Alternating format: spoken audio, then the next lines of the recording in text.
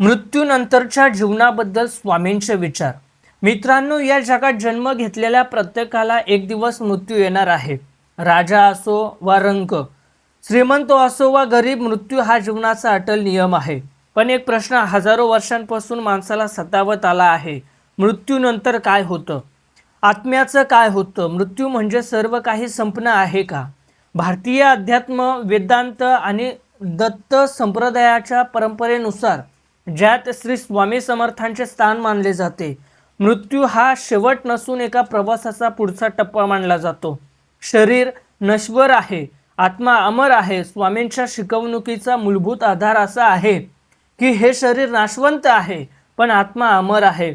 जसं माणूस जुने कपडे बदलून नवीन कपडे घालतो, तसंच आत्मा जुने शरीर सोडून पुढील प्रवास करतो. असा भारतीय अध्यात्माचा दृष्टिकोन आहे. म्हणून मृत्यू म्हणजे आत्म्याचा अंत नाही, तर शरीराचा अंत आहे. मृत्यूची भीती का वाटते? बहुतेक लोकांना मृत्यूची भीती मृत्यूमुळे नसते, तर अज्ञात गोष्टींमुळे असते. पुढे काय होईल? आपल्या प्रियजनांचं काय? आपण कुठे जाऊ? असे अनेक प्रश्न मनात येतात. पण संतांचा संदेश असा असतो, ज्याने चांगले कर्म केले, सत्याने जगले आणि ईश्वर भक्ती केली, त्याने मृत्यूला घाबरण्याचं कारण नाही. कर्म आणि पुढचा प्रवास. स्वामींनी कर्माला खूप महत्त्व दिलं. आपण जे कर्म करतो, जसे विचार ठेवतो, जसं जीवन जगतो, त्याचा परिणाम आपल्या आध्यात्मिक प्रवासावर होतो. म्हणूनच त्यांनी नेहमी सांगितलं, सत्याने जगा, प्रामाणिक राहा, दुसऱ्याला मदत करा, नामस्मरण करा, अहंकार टाळा. कारण चांगलं जीवन हेच सर्वात मोठं आध्यात्मिक साधन आहे. मृत व्यक्तींसाठी काय करावं? जेव्हा आपला जवळचा माणूस आपल्यातून निघून जातो, तेव्हा दुःख होणं स्वाभाविक आहे, अश्रू येणंही स्वाभाविक आहे. पण संतांचा संदेश असा आहे, त्यांच्या चांगल्या आठवणी जपा, त्यांच्यासाठी प्रार्थना करा, सत्कर्म करा आणि त्यांचं अपूर्ण प्रेम आपल्या कृतीतून जिवंत ठेवा. मृत्यू आपल्याला काय शिकवतो? मृत्यू आपल्याला एक मोठा धडा देतो.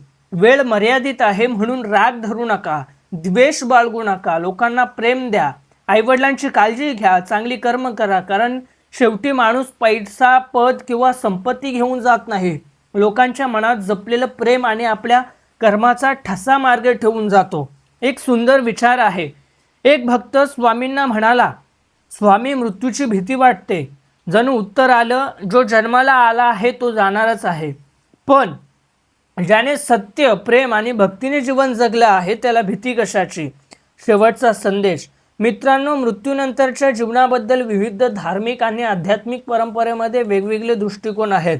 स्वामी समर्थांच्या भक्ती परंपरेत आत्मा अमर आहे, कर्म महत्त्वाचं आहे आणि ईश्वर भक्ती मनाला निर्भय करते, असा विश्वास आढळतो. म्हणून मृत्यूचा विचार करताना घाबरण्यापेक्षा चांगलं जीवन जगण्यावर भर द्या. प्रेमाने जगा, सत्कर्म कर्मा, श्रद्धा ठेवा आणि प्रत्येक दिवस अर्थपूर्ण बनवा. कारण शेवटी महत्त्वाचं हे नाही की आपण किती वर्ष जगलो, महत्त्वाचं हे आहे की आपण कसं जगलो. आणि स्वामींचा संदेश मनात ठेवा, सत्याने जगा, भक्तीने जगा आणि भीतीला मनात स्थान देऊ नका. बोला श्री स्वामी समर्थ. जय जय स्वामी समर्थ.